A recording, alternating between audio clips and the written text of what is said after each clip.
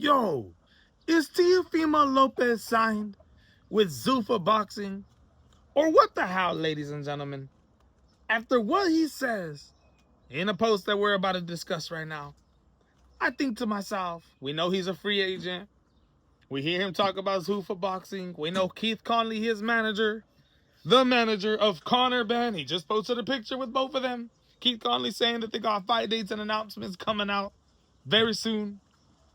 Manager of Richardson Hitchens and Edgar Berlanga, all of his fighters going over to Zuffa Boxing. Is Teofimo Lopez signing to Zuffa Boxing or what? I remember when Richardson Hitchens and Edgar Berlanga were dropping those posts on their social media accounts the day that they signed with Zuffa Boxing, when nobody knew or realized, or if you didn't see their post that day on their stories, then you would have never known that there was a day where they were like, life changes here. My life is forever changing. Life only goes up from here. Teofimo Lopez was with him that day. I remember he was with him and they were dropping posts, but Teofimo Lopez didn't come out with a Zuffa post and still hasn't. But when he retweets to this, Devin Haney tweets, "The business will test you. People will doubt you. Do the Devin Haney. Do the Devin Haney." And Teofimo Lopez says, and sign with Zuffa Boxing. With a let's do it, boom, fist bump, and a hunger money sign. Ladies and gentlemen, I see this right here and I say to myself, bruh, is Teo signing with Zuffa Boxing? Look it, ladies and gentlemen, the business will test you. People will doubt you. Do the Devin Haney. Teofimo Lopez says signs with Zuffa Boxing. For Teofimo Lopez, it doesn't matter if he signs with Zuffa Boxing. Let's be real. The dude has 0 titles. The dude, I think, is lost in his career right now. Got beat by Shakur Stevenson and said, that's it, I'm getting the hell out of here. Moves up to 147. Talks about wanting these huge fights. We don't know what's going to happen with Teofimo Lopez. And we see him becoming a world champion at 147. No. They're paying a lot of big money right now to Zuffa fighters, especially big names that want to sign over. You look at the 147-pound division in Zuffa Boxing, and you say to yourself, Teofimo Lopez might be able to become champion there. I don't know. I don't even know if he beats Hitchens. Ladies and gentlemen, he probably does. But I would love to see that fight. Teofimo Lopez has nothing to lose here, ladies and gentlemen. The dude already disgraded himself, just already made himself look horrible with some of the comments that he's made in his career. So the world doesn't care what Teofimo Lopez does. But Devin Haney, ladies and gentlemen, Devin Haney is the WBO welterweight champion of the world. This dude has something to lose. And that's his dignity here. His dignity, future huge fights, and his world title. Ladies and gentlemen, I think some of these boxers are still unaware. Richardson Hitchens took to Twitter and is talking about setting up fights that don't even seem possible, ladies and gentlemen. Why? Because you're fighting in Zuffa now. It's becoming a unified boxing organization, a UBO.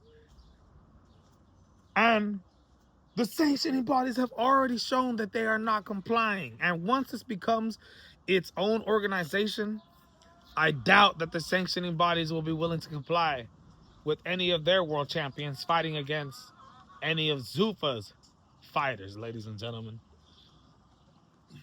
So for Devin the Dream Haney, I think, it's not the smartest move. Maybe if you're going for the money, then maybe it is Jairo Pataya. If he was going for the money, then maybe it's a smart move. But if you have dreams, goals of still winning world titles, still winning divisions, still holding it down, You see what's going down with Jai Pattaya right now, right? The David Benavidez fight can't happen now. The same thing can happen with Devin Haney. So, that being said, I think it's a bad decision if Devin Haney decides to do this. It's great for Zuffa. Don't get me wrong. And I'm going to support Devin Haney in whatever decision he decides to make. For Teofimo Lopez, the dude can do whatever the hell he wants. Nobody cares. We're at that point with Teofimo Lopez and some of the statements that he's been making over the years. So, that's that, ladies and gentlemen. Now, some more breaking news that I want to talk about. Floyd Schofield Jr. Floyd Schofield Sr. We all know he's in charge of the social media accounts. And Floyd Schofield Sr., he continues to call out Gervonta Tank Davis all day, dropping videos, AI videos. You got one with Gervonta Tank Davis and Floyd Schofield Jr. all old, talking about, can we have the fight now? You got another of Floyd Schofield Jr. looking like a cowboy walking into the bar punking Gervonta Davis. And you got another one of Gervonta Davis looking like a midget next to Floyd Schofield Jr.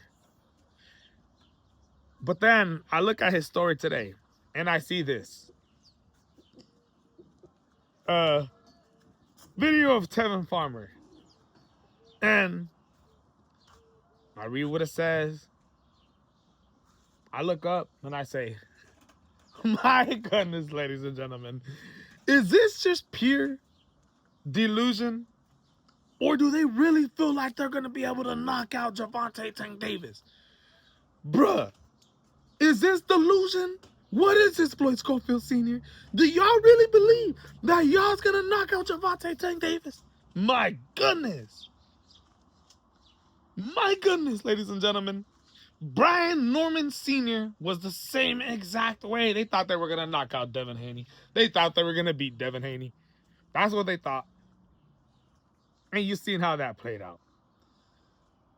Floyd Schofield Sr., you about to be in the same realm if that fight does end up happening, ladies and gentlemen. But my goodness, Floyd Schofield Jr. and Sr. are doing whatever it takes to be able to get a response from Gervonta Tank Davis. That's the only reason why they're doing this. It's crazy, ladies and gentlemen. It's crazy. Now, one more thing. Read Magazine dropped some breaking news. They've been dropping some crazy breaking news recently that I didn't even touch upon because some of these things don't really make sense, specifically this. Read Magazine, Mike Carpenter comes out and says Turki al-Sheikh wants to have and set up a fight between David the Mexican Monster Benavidez and Alexander Usyk in 2027. And I understand, bro. David Benavidez looks so amazing against Zurdo Ramirez on Saturday that we ain't even talking about fighters at the light heavyweight division, at the cruiserweight division, to be able to beat him anymore. We're talking about fighters at the heavyweight division, so it has become at interest. But David Benavidez has shut this down himself, ladies and gentlemen. Listen to this, and then I'll give you my opinion on it. That's not possible for me in my eyes, especially if I want to become I want to be a reigning champion at 175 in cruiserweight. So that's already kind of hard to do that. If I go up to heavyweight, then I should forget about light heavyweight, because the weight difference is just way too big. But I'm never gonna say never, because maybe in the future when I'm like 35, maybe 36, we could go up to heavyweight. But right now, I'm really just I'm just taking care of the cruiserweight and the light heavyweight division. To be honest with you, when I first saw this, I didn't even bother making a video on it. I didn't. I said, this ain't realistic. David Benavidez does not want to go to the heavyweight division anytime soon. He has goals and dreams still in the light heavyweight division and in the cruiserweight division. He's told us he's got that plan many, many, many times already. In the first fight on his plan, which is Dimitri Bivol, ain't even gonna happen until the end of the year. Brother, we're already in 2026. A fight with Usyk in 2027, he's going back down to light heavyweight. What is he gonna do? Move the cruiserweight one time in the beginning of 2027 and then at the end of 2027, move up to heavyweight? Yeah. Turkey has all the money in the world, and you can have all the dreams in the world. You can dream of what fight you want. You want this fight, I want this fight. I'll dream it, I'll put it on. I got all the money.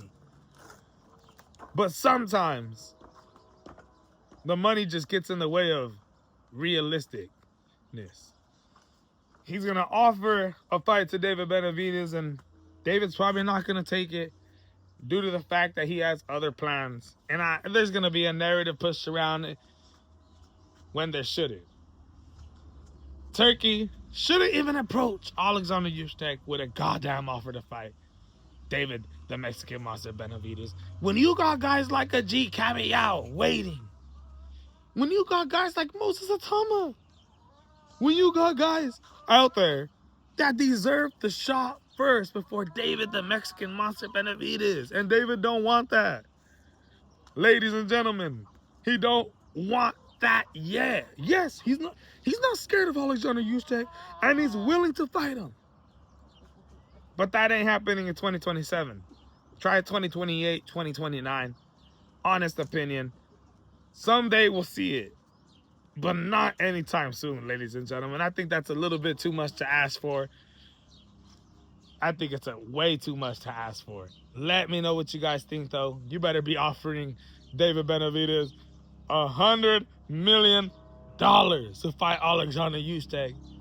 If you want that dude to move up to the heavyweight division and completely derail the plan that he has right now. Because he said, bro, I ain't moving up to the heavyweight division because once I move up there, I ain't coming back down to the light heavyweight division, and I got dreams and aspirations. But let me know what you guys think. This is the MMA Boxing Addicts channel bringing it to you, and I'm out.